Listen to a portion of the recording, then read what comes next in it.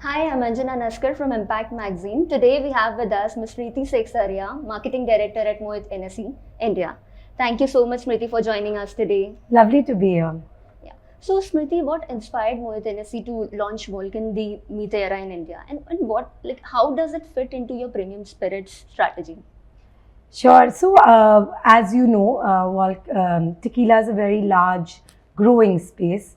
Globally, it's about 50 million cases and it's growing at about 8%. For India, we're close to 130 thousand cases, and it's growing much higher in double digits. So, clearly, the opportunity in the market does exist. Indians are also looking at more premium spirits. It's a trend that we're seeing.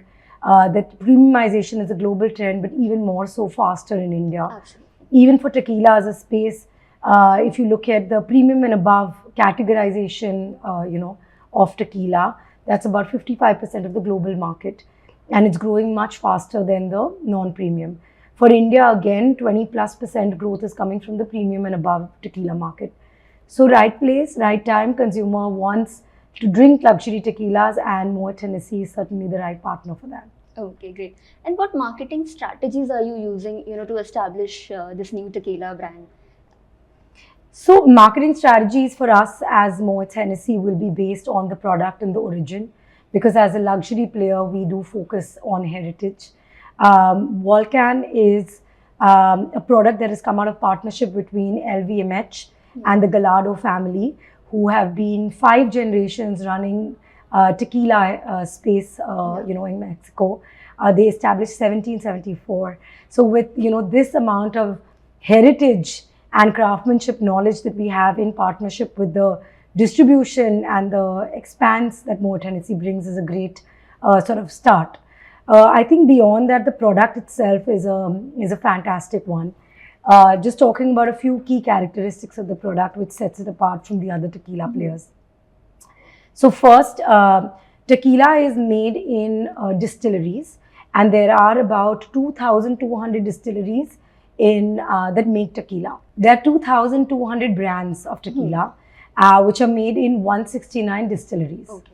So one distillery generally makes multiple tequilas, Right. out of which there are only 20 distilleries which are single norm, which means single brand distilleries. And only 5 of them are actually additive free. Because if you look at the process of how tequila is made, you can add additives to it, but you can also wait for the natural process of the product to really have the sugars refined and the characteristics of the product. So there are only 5 which are additive free, and I'm very happy to say that of the larger brands, Volcan is one of those 5. So I think the product history and story already is great. I think the second piece is we actually use 100% blue Weber agave. A blue Weber agave plant takes between 8 to 12 years to grow to its full maturation. When it's fully mature, the sugars are very well formed.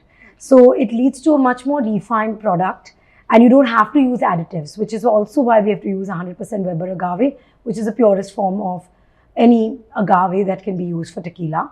And I think the last piece is that our products are handcrafted from field to bottle. Oh. So even the bottle, the labeling, the painting, everything is hand done. The casks in which we mature the tequila is also handmade. So the whole process is very, very craft-led, as you can understand, very authentic in its nature. We believe these stories are enough to create a very deep strategy around, and this will resonate with the Indian consumer who's looking for luxury, authentic, real stories. I think the demand for craft-led beers and spirits and everything is quite there already in India. Yes, absolutely. Yeah. So, Smriti, how do you plan to educate Indian consumers about your ultra-premium range and communicate its rich heritage? So, I mean, as a luxury company, we look at all modes that any of our sister companies would do, like Louis Vuitton or Dior. We use, public relations and, PR in a big way to communicate our message. We use brand friends as a big way to communicate our message and our stories, which are more authentic and real. We also use a little bit of digital, but I think more importantly, it's about getting the brand and the product in front of the consumer. Right. Where our on-trade partners, our restaurant partners, we like to create experiences which are very unique, which creates engagement and storytelling all combined for the consumer at those outlets. Okay. So, Smriti, how are you tapping into India's increasing demand for craft spirits and premium cocktails? Of course, we have a lot of variety which caters to the craftsmanship story. Given Moët Hennessy has a very wide portfolio of beautifully crafted spirits and wines. But just talking about tequila to start off with Volcan, we have 4 different variants which we think will appeal to different profiles of consumers and their different occasions in which they're drinking it. The first one is the Blanco, which is our entry-level variant. Blanco has very fruity, easy to sip, floral notes. There is the Cristalino, which is a little bit more matured. It comes from the Highlands, and it has floral notes as well. It is aged in American and European barrels. Then we have the Reposado, which is even a little bit further aged, and this has more nutty toasty notes to it. And this is aged in the whiskey and cognac barrels. Then of course is the epitome, which is XA, which is a beautiful blend of the Reposado, the Aneo and the Extra Aneo, the old and the extra old. And this is matured in handcrafted barrels. It has a very smooth, rich, complex flavor that it brings because of this craftsmanship of how it's blended. And yeah, so I think that this range provides enough for if you want a cocktail with a tequila, do you want to sip on a beautiful tequila with friends, there's something in it for everybody in this range. Okay, great. So which one is your favorite? I actually love the XA. It's a beautiful bottle and the maturity of the product is really good. But I think for my cocktails, I do prefer the Blanco. Okay, great. So, Smriti, what consumer trends have you observed in India, and how is your brand, kind of catering to these evolving preferences? A lot of different movements that have happened post-COVID, and some of it is global, some of it is related to India.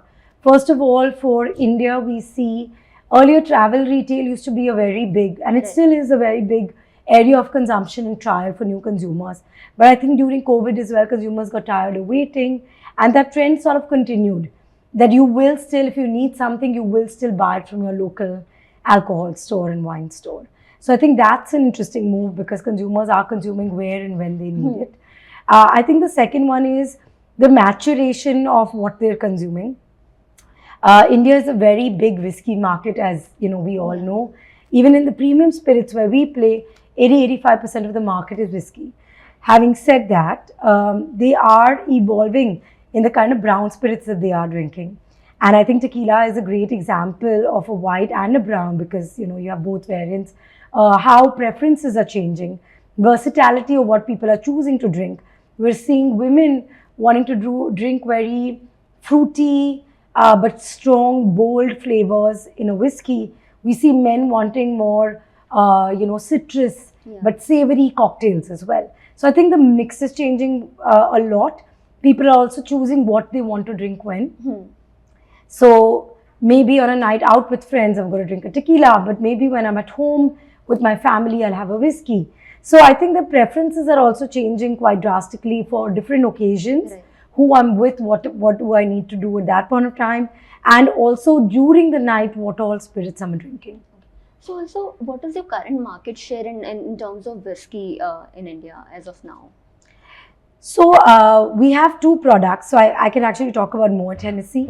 Moët Hennessy distributes about 21 brands in India, of which we have Hennessy, which is a cognac. We have a majority market share there.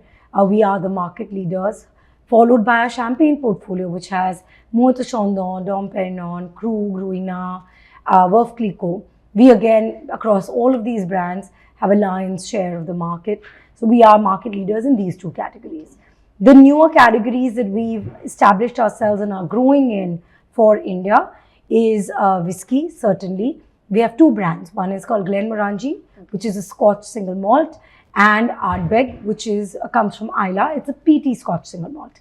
So both of these are again growing categories for us. We have Belvedere, which is a vodka. Again, we've we've always been quite deeply present here. So we have, a considerable mid or early double digits market share. And then we have a whole portfolio of wines that we serve.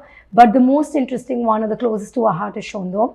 Chandon is a India-made sparkling wine. Okay. We have a winery in Nashik where we produce this beautiful product, and it's fairly widely distributed. So that's, again, we own a large part of the sparkling wine market there as well. Okay. So geographically, do you have a strongest market in India? The home markets are generally the strongest. Our head office is here in Mumbai, Maharashtra. So that is certainly one of our bigger markets. Beyond this, the bigger markets of alcohol continue to be the north, such as Haryana, Chandigarh, Punjab, Uttar Pradesh. We are continuing to distribute very deeply there as well. But we are present across almost 12 to 13 states, and we are growing our penetration there. Okay, great. So lastly, what are Moët Hennessy's long-term goals for the Indian market?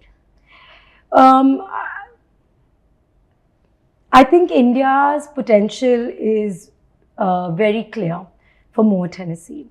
We understand that the consumer is aspiring. It's a consumer which is uptrading. Right. There is a very large upper middle class which is uptrading.